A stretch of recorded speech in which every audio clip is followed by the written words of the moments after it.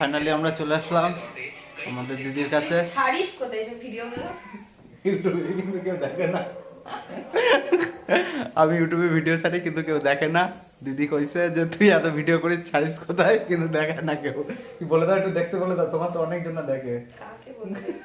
তুমি বলো না ভিডিও, তাতেই দেখবে। বলো। ফুলে মোটা হয়ে গেছিস। আরে এখানে সবাই কাকে পেয়ে গেলাম। মামা এ তো অনেক ছোটবেলায় দেখলাম কি একে আমরা হতে দেখেছি। চলো। ভালো আছিস? হ্যাঁ ভালো আছি। কোথায় আছিস এখন? বাড়ি আছি। না কোথায় আছিস? কাজ কি করছিস? ওকে নার্সিং হোমে। বুঝেছ?